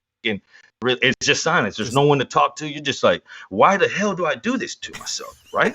Like, why the hell am I doing this? So what advice would you give to somebody? Because I was trying to get more into betting and gambling because of the job, being in radio, and there's advertisers, casinos and sports books, and so I found myself having to jump into it, to learn it, to do it, to be able to take advantage of the advertising. Because I don't want to be the guy. Nobody wants to be the guy that says they do something when they're not doing it. You lose your credibility if somebody finds out. So I was like, all right, well, I'm going to bet. I'm going to do these things. I'm going to teach myself. I'm going to have to. But I was asking Fred Fowler about it. And I was like, what advice? And I think I asked AJ too. But I said, what advice would you give a brand new person that has never wagered on sports before? And I want to get your advice, but I'll tell you what Fred told me. I know what he said. I got an idea. Tell him not to start. Huh? Not betting. Yeah, that's exactly what he said. He said, I'll tell you the best advice I could give you is don't do it. But if you make it, don't start gambling. Exactly. Do you subscribe to that advice? Ah, man. You have to realize what you're in this for. If it's for strictly amusement, entertainment, then go ahead. But it slowly but surely takes the fun out of it. Fantasy football for somebody that's never gambled, but they play. Once you Spanish in these teams, that became like, oh man, I don't even see. You start taking fun out of things, and with gambling, you start doing that because first off, in gambling, you can't be a fan of your own team. So then, don't bet on your teams. You do. You find yourself in a weird there. So you start watching these games now, maybe on your teams or something, whatever the case is. Like now, you're not the fan that you used to be. However you want to look at it. Kind of like fantasy, right? Like in fantasy, when everybody first starts playing fantasy, they draft all their favorite team's players, which is usually a detriment. Usually, it's a kiss of death.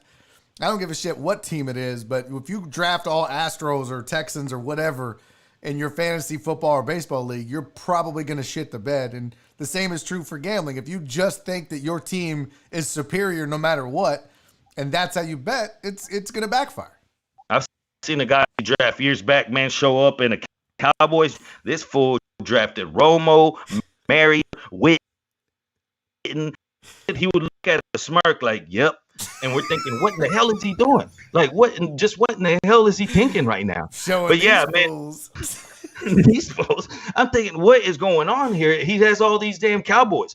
But yeah, that's what it is. So you have to figure out, okay, what am I going to be? Is it for I really want to make money in it? And once you do think, hey, let's try to make some out of this, you started treating it like a stock market. You buy what people don't want, what is ugly. You got to buy it and then you sell it when people want it back. That's exactly what you do in sport. You just like in life, you build equity in things. You can build equity in tickets. There's so many ways to get to that number. It's even at the computer and just be like, all right, this is a many they give up. This is how many points a game. And then you'll come up with X number, which is pretty. Then you have to think of and that's where it's perception. The sports books, they put out Texan 3. They put that, hey, that's for sure where it's going to end. They put that's the and that where action on both sides. What means do they want to put the number where they know that, hey, it's going to get slammed on one side and they don't want that.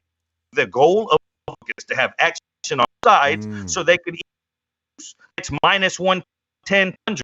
They can eat that 10. and 10 people hit one and 10 people hit the other, they're going to eat that little 10 on every. Now I gotta stop you. We gotta remember that a lot of folks don't know anything about this that might be watching this. So let's start with the minus 110. What does that mean?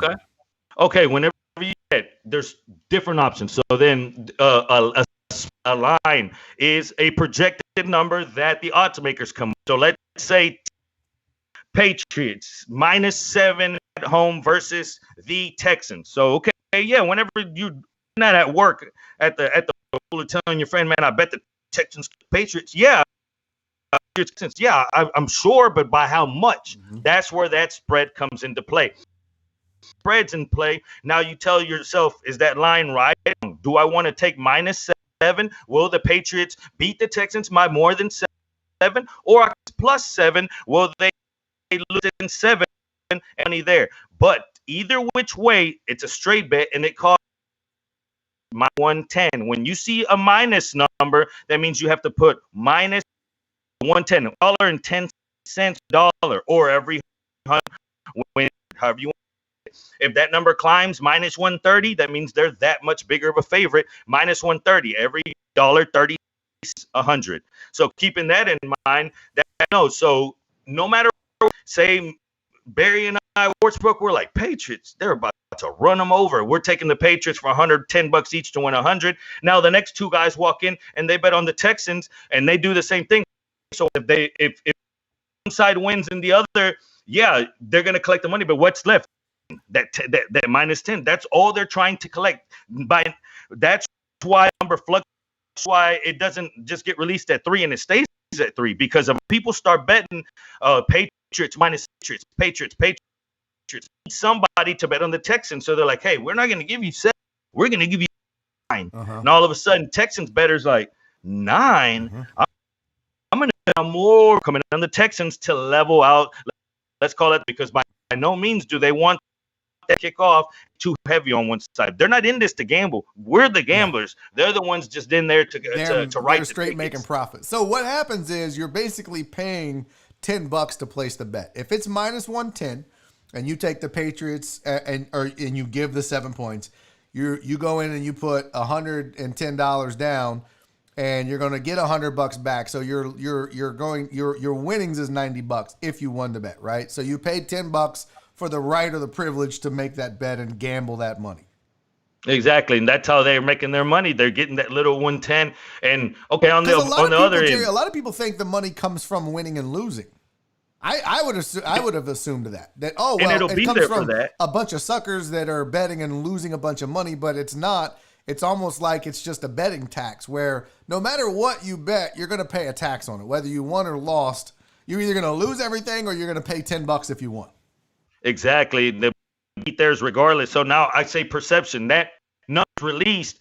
Now, what if that number by one side, it opened up at -7, Patriots, one's killing the Patriots. Now they got to. Now you can get 10 points with the Texans. It's where perception, did the public perception move the number too far? And that's where people like me come in and we start thinking, at what point is the number, did it get far away from what it really is? At what point is it really supposed to be at 10, or is it just because so many people know that the Texans are going to do bad on prime time in New England? Like, is it really supposed to be 9? Is it like just anything in life? Timing is crucial. It's pivotal. My timing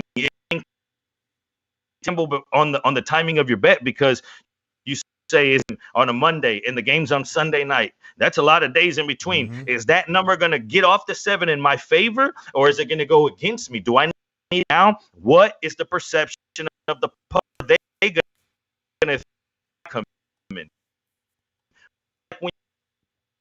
like that? That's to make their attention. What is to know that? And anybody who's worked in retail, that's what they do. And when you open up a sports book, that's what I did the other day on Twitter. Just like certain thing, right when the page, what's the first thing that catches my mind? Just looking at all the football spreads, I'll just scroll. I'm like, oh shit, that down, and I'll think, why did that catch my mind? Why would that catch someone's mind? Why was that? Why is that the first thing that caught my eye? There's a reason to that.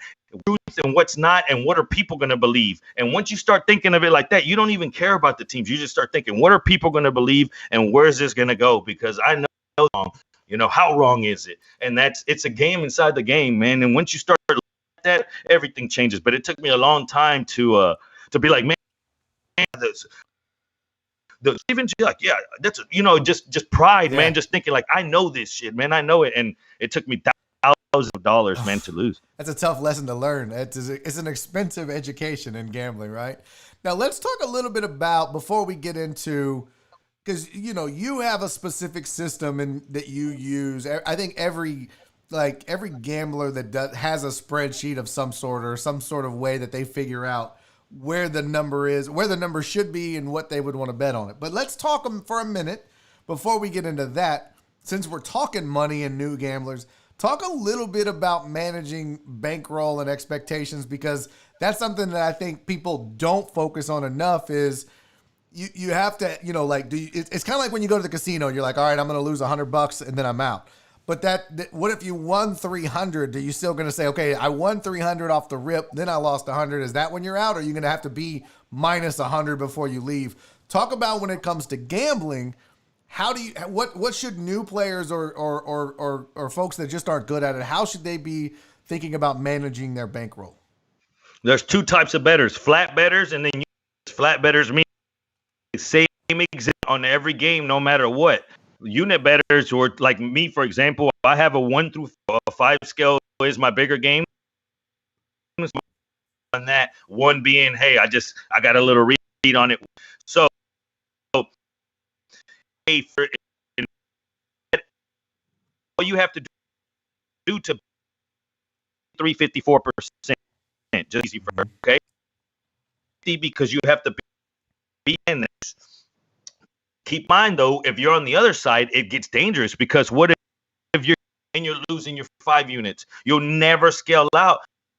People, is break down your bankroll. Everyone wants to get down to what kind of better you want to be, because if you're in a better, like, hey, man, I'm just going to have some fun this weekend, deposit $200 on rip on college NFL. If you're doing this long term, some guys don't bet more than 1 to 2% of your bankroll. 1 to 2% of 2. That's not going to tickle a guy that works all week long and he deposits 200. He wants to make the needle move. Yeah. So there's some perception online. Gamblers try to tell you that, hey, bet 1% of your bankroll and it's going to last you. Go Google professional sports gambler. You're going to read 1% to 2% of your money.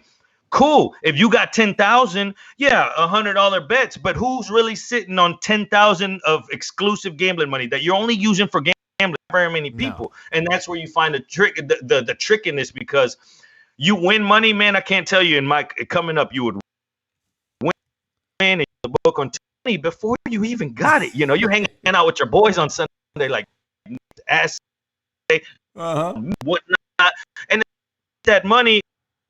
And then how did you grow? You're throwing 80 units worth of shots on your real here, in an easy world is down. Yeah, man, this is how many units I got. Sure, you're really eating. How much is your bank with 10,000? 1% would be 100. So then, yeah, $100 that moves the needle a little bit. So it's pick your spots to me and hit your move. Like to me, I always tell people it's like a fight. Take the punches. When you punch, you land them squarely. And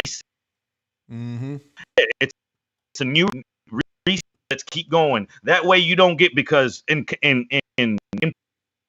when you have in your hand, it's different of money. You're like going to put some money on the table. You're like, damn, that's a whole bunch of $20 bills. Yeah. On a computer, and you just type in 1,200. You don't realize. Typing in, let me add a 5, a 0. You're like, yeah, okay. It's so dangerous online, man, because you catch yourself at zeros for no reason. Extra zeros, extra beers, extra, and you start just making extra bad decisions. Yeah, no doubt. Now, talk a little bit about how, like I said, everybody has a little formula that they use.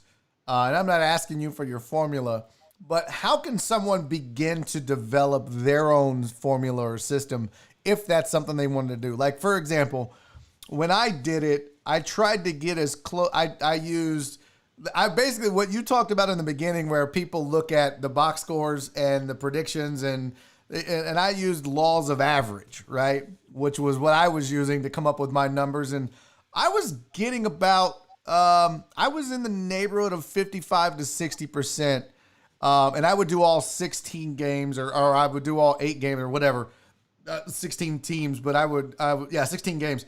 And I was doing decent with that, but it was wildly inconsistent, I found, over the course of a couple of years.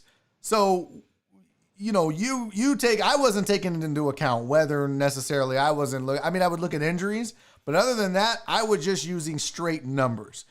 For you, what all are the things that you look at and what goes into your formula or the way you do it? It goes by sport. I try to attack for example, soccer. Why people are thinking, man, what about in soccer? Nothing. You know what I mean? What do I know? That I need that boy. That league, I watch it so much. I'm not even watching the players. I'm watching A and B. So, okay, when you handicap, NFL is one of the toughest, and then it goes down as it's bigger per se. College ball, so many games. Man. It's so hard for the book to get the number.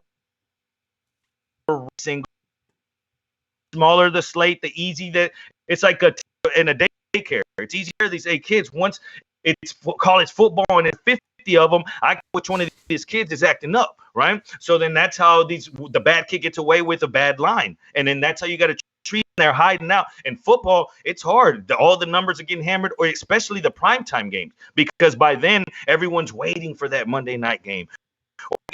Brother, that's trouble. By then, either you've been on that game, or you're chasing hero because you need hero back. And it's just, I've seen lives lost on Sunday Night Football, man. I'm talking about his life and death on Sunday night. In the hell did myself? You think back, and I'm not gonna sit here and say it. Because again, I try to keep it real, because some of these guys online will tell you they paint this picture of live this that itch. Like Fred said, don't discover that itch, because once you have, and that came from where people get hooked and they're thinking, I'm good at this. Over yeah. So real quick, I got a super chat from Danny Ariano. Danny, thank you so much. But he said, "What's up, Bo?" I'm guessing Danny. You know Danny? He's crazy. Oh, that he listened to you and goes to your shows and whatnot. And I saw him on Facebook one time, and this is way back, going to one of your comedy shows. Like, what the hell he listens to? He's like, man, I'm Suspects all the time. He's like, I'm a big fan of Barry. I'm actually going to numerous times. So Danny's he's a big people, fan. Man. Danny's good people. I shouldn't be surprised if you guys are family. So when you take into account how you're going to wager or what you're going to wager, you said it's per sport. How much of it is? I mean, because in football, let's just talk NFL, because I think that's the one that most people. By the way, the chat, a lot of them are saying, "Yo, Jerry, when it comes to soccer picks, is no pun intended money. Like, his soccer picks hit." That was a direct quote. I was trying to find who said that. Maybe it was Clarence, but Clarence said he's never steered me wrong. But somebody else said, "Yeah, your soccer picks definitely hit." But I think most people, when they gamble, they're going to be gambling on the NFL, right? Like, I always try to discourage people from gambling on MMA.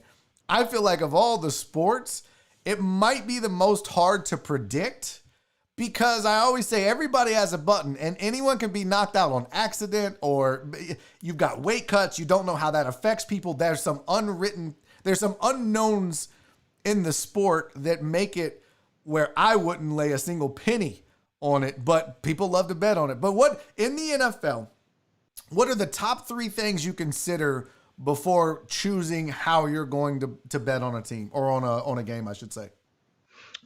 Situations, right? I always look at motivation.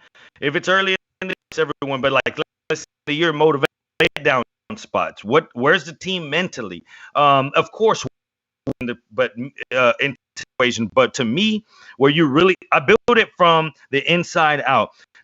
So it's everyone knows the spots. Everyone knows the quarterbacks. Everyone knows the receivers. Those positions. Whenever you find out, can those positions succeed at what they're best at? Is he going to have time? How much time? So you build it from the line out. And that's how I like to go. I like to get from the trenches, and you start saying, okay, this is how these teams line up. But not only on paper, you see, okay, 160 rush yards.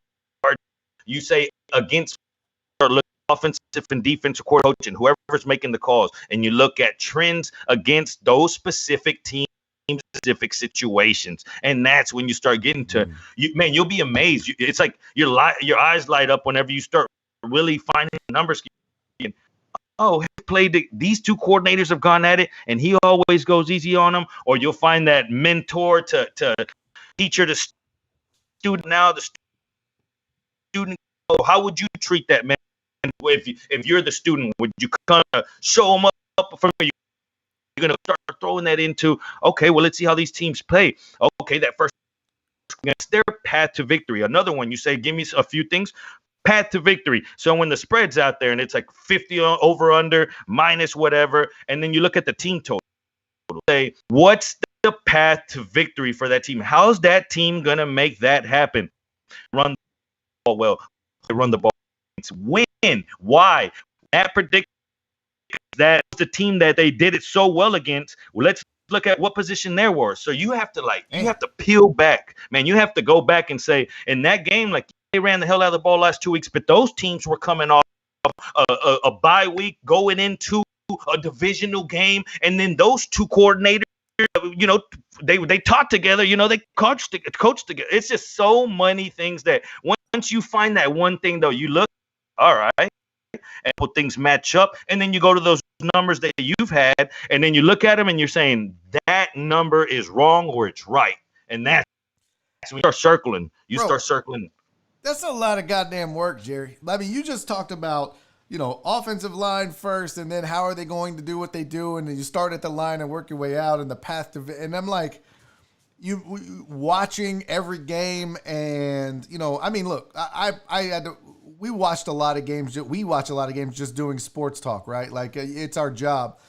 But I feel like if your job is to gamble, then it's a whole, like it's so much more. It's almost like you have to do film study, but you have to pay it. That's a lot of work. How many hours do you think in order to be even halfway decent, and you're good, but to be halfway decent at this, how many hours a week does the layperson have to spend if they're not going to go and sign up and join the Jerry Bow Army and just get tips and just make money? If they were going to do it, how many hours a week are they spending to be up to speed? I think you have to put aside at least an hour or two before the lines come out. Tell yourself, this is where I think it comes out. Whenever those lines get released Sunday night, Monday morning, another hour then to tell yourself these are right or wrong. Midweek, at least an hour or two to the perception of the public is going. Where's the money going? And then check yourself around that Saturday. And that's where you really want airspace. Like I said, equity in tickets. Bet a team 7, and then it moves crazy Sunday, and now the spread's like 11 or 12 or an in. And you bet on the other team as well and find a middle. And some guys are so good. Some of these professionals can find a middle. They'll bet a number, and they'll not because that bet's going to the purpose that the number is wrong. So it comes out at -3, and they're like, dude, that number is going to be like half. Once they know that we're going to bet X amount on this 3, half, we're going to bet the other NFL games land on 3. It's 3, 6, 7, 3.5, 6.5, 7.5. Those are all the key numbers. So you look at 3 is the most common. Once it crosses 6, now 2 key numbers. The other you can hit. It's a buying equity. It's buying just like what we try to build and anything on our homes and life, everything we buy, gain equity in things. That's what you do in these. Buy a ticket and you hope that it gains power. That's crazy, dude. That's so much work. We got a question from the chat. Jason Henson had a question. He said, has the offensive coordinator or D coordinator work with other teams similar to the styles of gameplay that the opposing teams employ? So he's wondering if if you've got a guy that's faced a team that they faced last week, right? Like, let's say you go from facing Lamar Jackson to Deshaun Watson, similar styles maybe offensively, just throwing it out. Do you take that into account as well? How they did against another team but similar style? Yeah, and where did they success? Did they find first or second quarter throwing the ball and they found their success? Can they translate to that next moment? Or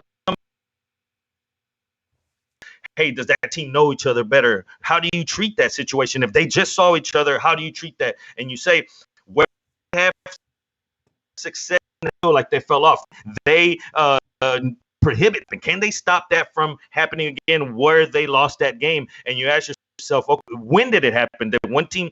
That's why it's so good about fights, man, because if we look like, for example, 43%, only 43% of the time, the guy that lost, he loses the game. So first time, 57% of the time he wins again, and the numbers that because a lot of people come think, and he gonna get him now. He knows it. We just saw it in the Benavidez fight the other day, and you ask yourself, does this make sense? And sometimes when it's about, like I said, self-pride, take that aside. When the day's over and the game's over, your job, you have into that line and tell yourself, where did I lose this bet? Did I deserve to lose this bet? Because you lose a bet and it was still the right bet. And if you keep that in mind, I'm going to keep shooting because, yeah, I didn't, but I go well. Just couldn't. It's gambling. It's gambling. Yeah, you're not going to be 100%. I couldn't stop that damn fuck. Like you said, I couldn't. 54% of the time, if you're winning, you're winning. I mean, like you said, 56. If you're hitting around there, you're living good. Yeah. If you're betting the amount right of money, like you're living fantastic. But it's only like 1-2% of others overall, period, that find success in this. There's like a very slim amount of people that do find success, because even in my group, and it was the other day, I put my bets and guys will say, hey, man, I go off the line whenever you're not posting bets. I go bet my own shit. Oof. You know what I mean? And he's like, then I lose. And I come back here and I start chasing it. And okay, you're losing an extra zero. Why do I do that, though? That's gambling, man. Just the art of going into. That's why when you walk, it's like for you know it, you spent more than what you wanted to, right? Did you hear? What do you think about this? That blackjack tables are about to start putting an option to scan your card and get chips. Ooh, that's bad. Having to make that walk of shame helps so much control, because you get halfway over there and you're like, fuck it, I'm just going to go to the room. That saves you so much money. Oh. Yeah, you go and drink one more drink and you're like, you know what? I need to go to the room. Imagine now so they do that for a reason, though, because if you're in the heat of the moment, and again, when you're in the lost, and now Monday Night Football is coming on, and you're thinking, all right, what do I do here? Yeah. I've already blown all my money, my units. I'm just stupid down. If you're gonna do it for fun, hey, let it rip your spot so that this isn't set your limit. Make that, if you're gonna let it rip, man, deposit whatever you're gonna deposit all at one time. Do it. That's one of the advice I could give you. Okay. Don't nibble at it. Oh, that's great advice. Don't nibble. Okay, so we've got 3 questions I want to get to before we get out of here. It's 3:54, and like I said, thank you all for those that have been hanging in through the technical. It's been a little choppy. I think people are still paying attention, but what I'm gonna do is I'm gonna repost the video with the good audio online, and you guys can go back and rewatch it and get his tips and the info, because it's absolutely amazing, and hear his story, because they said it was a little choppy. I think they got the gist of it, but I would never ask you to tell that story again, because I know that wasn't easy.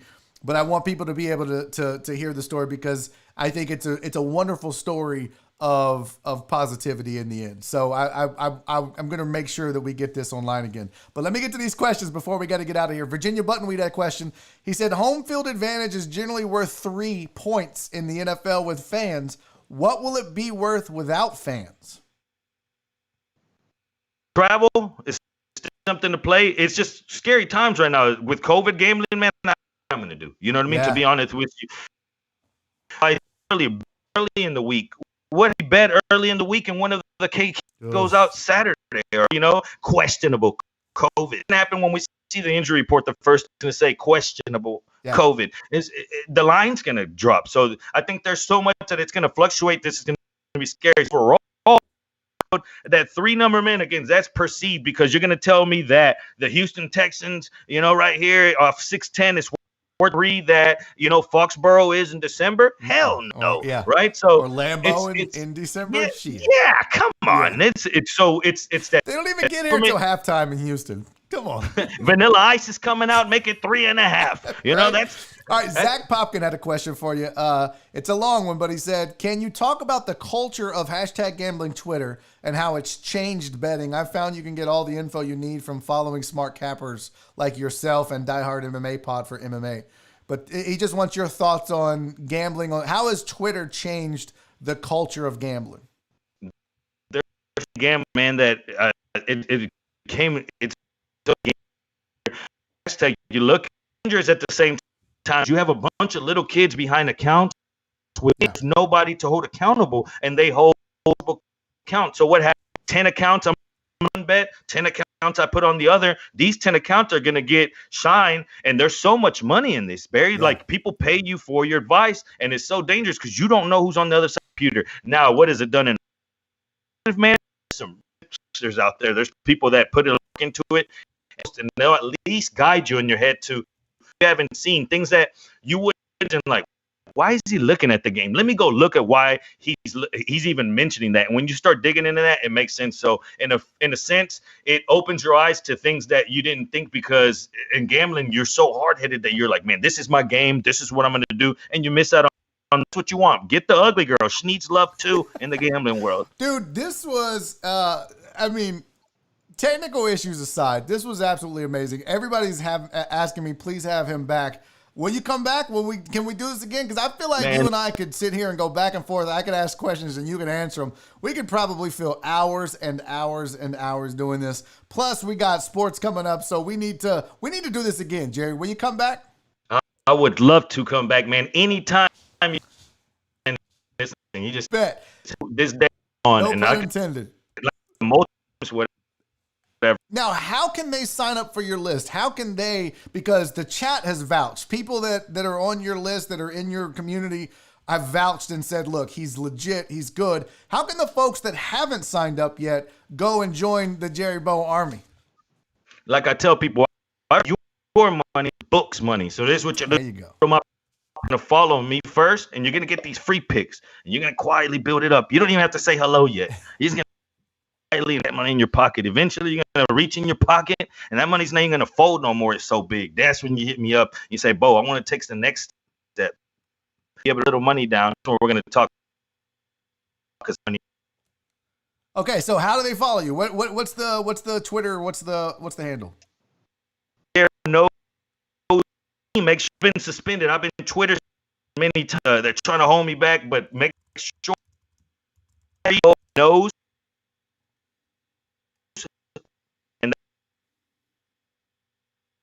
So I put that on screen at Jerry Bow Knows with a Z, JerryBowKnowz. Go on Twitter, follow him, start getting those picks, like you said, start making that money, and join the Jerry Bow Army. Dude, this was amazing. This was everything I wanted it to be and more. Technical issues aside, we're going to get it up. Thank you, Jerry Bow, so much for being here, homie. All right, we'll do it again. That is Jerry Bow. That was... Man, that was amazing on so many different levels. Look, his story is outstanding, and what he does from a gambling perspective. But his story is also heart-wrenching, touching. It's just it's difficult to find words to describe Jerry Bow and his story. I'm sorry for the technical issues. I'm gonna spend the rest of the day getting mail-outs done, and then figuring out why the fuck the last 3 videos have been. We're gonna get it fixed. I'm gonna also post a good version of the video online for you guys to go back and watch, because I really don't want you to miss not only the story of his father, may he rest in peace, but the whole gambling aspect. It's fascinating. But if you stuck around, God damn it, you are a trooper. The 71 of you that are still here, Mwah! I love you so much because I'm sure, based on what was said in chat, that wasn't easy to stick through. Ryan C is still high as hell. Tomorrow is me solo KMFG. Me for 2 hours. I'm going to break down a random sport that I know nothing about and pretend like I do. So we're going to do that as well. Guys, listen. I got to go. Be safe. Be kind. Most importantly, love each other. We'll see y'all tomorrow. Thanks again.